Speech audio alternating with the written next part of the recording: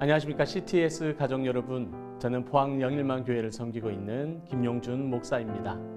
이 시간 신명기 7장 13절 말씀을 통해서 여러분들과 함께 귀한 은혜를 나누고자 합니다.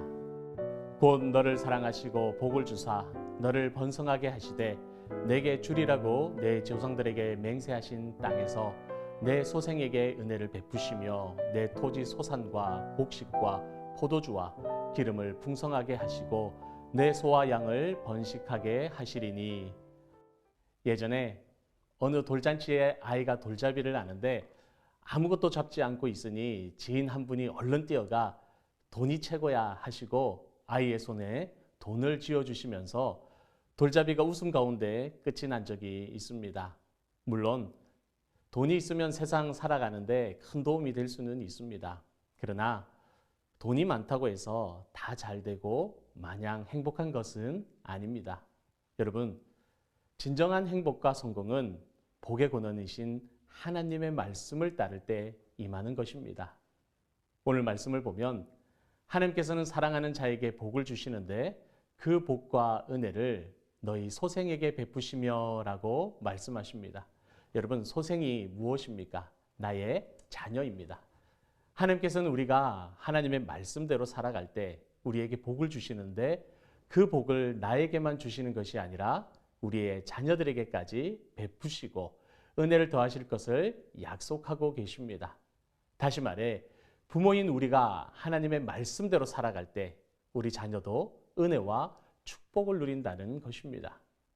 창세기 26장을 보면 하나님께서 이삭을 얼마나 사랑하셨는지 이삭에게 복을 주셔서 하는 것마다 잘 됩니다. 가는 곳마다 형통합니다. 흉년으로 모든 사람들이 힘들 때도 이삭은 번성합니다.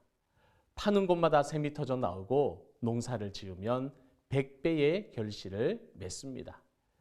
이삭이 복을 받아 잘 되니 그랄 지방 사람들이 몰려와 텃세를 부리며 샘을 빼앗아 갑니다. 그러면 이삭은 또 다른 곳으로 옮겨가 샘을 팠습니다. 샘을 파면 팔 때마다 물이 나오는 것입니다. 원래 이스라엘에서는 10개에서 20개 정도 샘을 파도 물이 나오는 것은 하나 있을까 말까 합니다. 그런데 이삭이 샘을 파면 파는 대로 물이 나옵니다. 하나님께서 함께 하시니 형통한 것입니다. 그러니 나를 힘들게 하는 사람을 만나도 담대하고 그 일로 좌절하지를 않습니다. 여러분, 하나님께서 복 주시는 사람은 잘 될 때도 물론 좋지만 남에게 빼앗기는 억울한 일을 당해도 지나고 나면 하나님께서 더 좋게 만들어 주십니다. 이삭처럼 우리의 자녀들이 날마다 형통의 길을 걸어간다면 얼마나 좋겠습니까?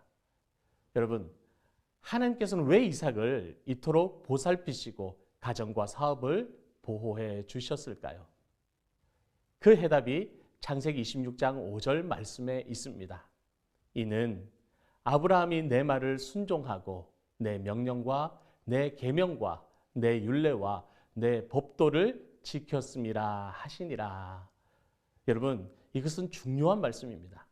아브라함이 하나님의 말씀에 순종하고 법도를 지켜 행하였더니 하나님께서 그 아들 이삭에게 은혜를 더하셨다라는 것입니다.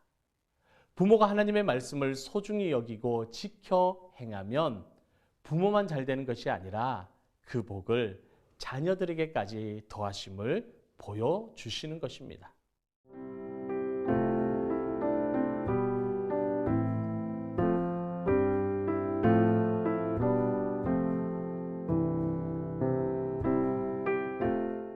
CTS 가족 여러분, 우리가 하나님의 말씀대로 살아가면 하나님께서는 우리를 기억하사 우리 자녀들에게 은혜를 베풀어 주십니다. 이제 다시 한번 묻겠습니다.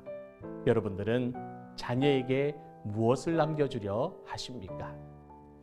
이제 우리의 자녀들을 위해서 내가 하나님의 말씀을 삶으로 살아가며 복된 믿음의 유산을 물려주는 자랑스러운 부모가 되시기를 바랍니다.